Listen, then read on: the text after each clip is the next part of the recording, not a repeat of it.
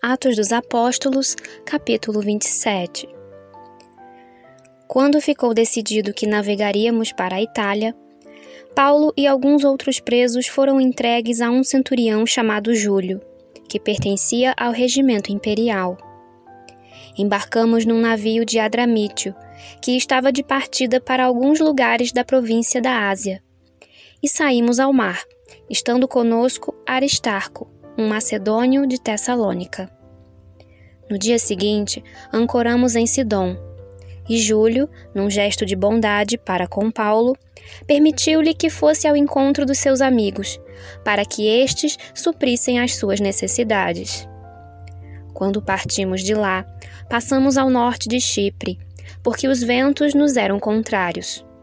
Tendo atravessado o mar aberto ao longo da Cilícia e da Panfilha, ancoramos em Mirra, na Lícia.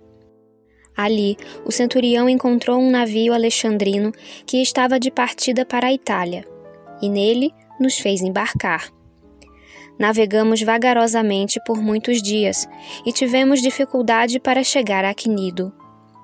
Não sendo possível prosseguir em nossa rota, devido aos ventos contrários, navegamos ao sul de Creta, defronte a Salmona.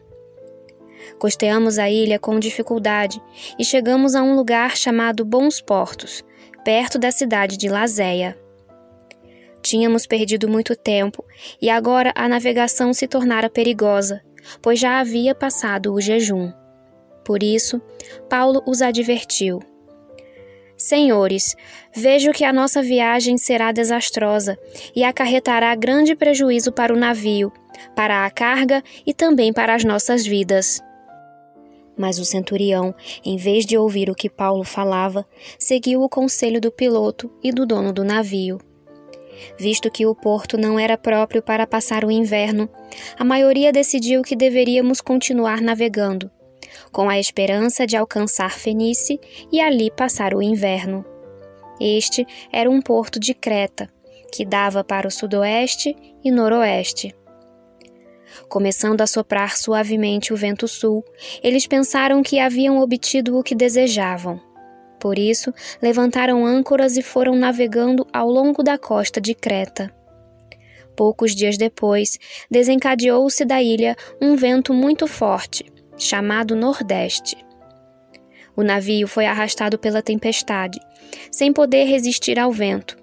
Assim, cessamos as manobras e ficamos à deriva. Passando ao sul de uma pequena ilha chamada Clauda, foi com dificuldade que conseguimos recolher o barco salva-vidas.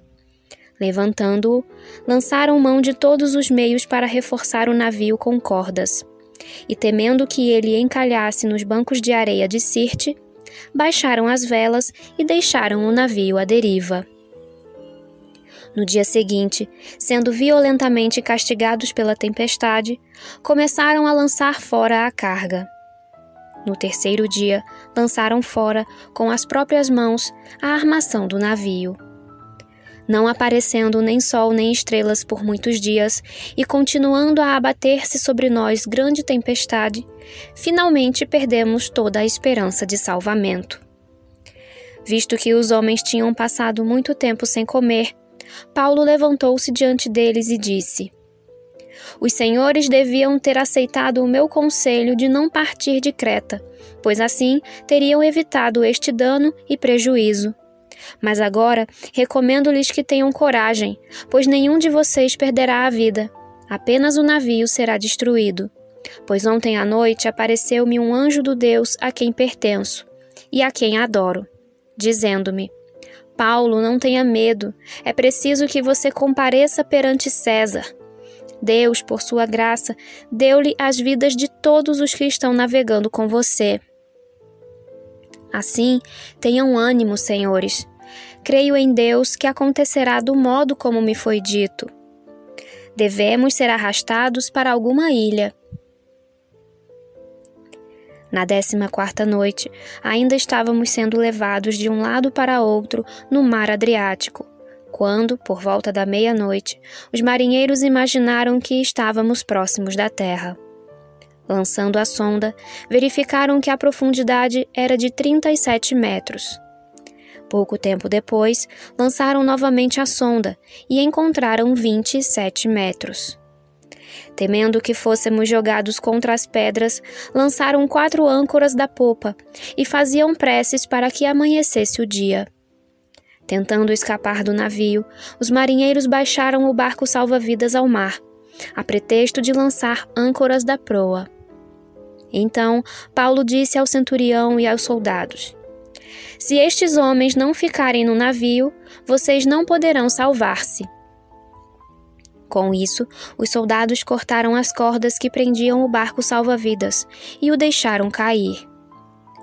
Pouco antes do amanhecer, Paulo insistia que todos se alimentassem, dizendo: Hoje faz 14 dias que vocês têm estado em vigília constante, sem nada comer. Agora, eu os aconselho a comerem algo, pois só assim poderão sobreviver. Nenhum de vocês perderá um fio de cabelo sequer. Tendo dito isso, tomou o pão e deu graças a Deus diante de todos. Então, o partiu e começou a comer. Todos se reanimaram e também comeram algo. Estavam a bordo 276 pessoas. Depois de terem comido até ficarem satisfeitos, aliviaram o peso do navio, atirando todo o trigo ao mar. Quando amanheceu, não reconheceram a terra, mas viram uma enseada com uma praia, para onde decidiram conduzir o navio, se fosse possível. Cortando as âncoras, deixaram-nas ao mar, desatando ao mesmo tempo as cordas que prendiam os lemes. Então, alçando a vela da proa ao vento, dirigiram-se para a praia. Mas o navio encalhou num banco de areia, onde tocou o fundo. A proa encravou-se e ficou imóvel, e a popa foi quebrada pela violência das ondas. Os soldados resolveram matar os presos para impedir que algum deles fugisse, jogando-se ao mar. Mas o centurião queria poupar a vida de Paulo e os impediu de executar o plano. Então, ordenou aos que sabiam nadar que se lançassem primeiro ao mar em direção à terra. Os outros teriam que salvar-se em tábuas ou em pedaços do navio. Dessa forma, todos chegaram a salvo em terra.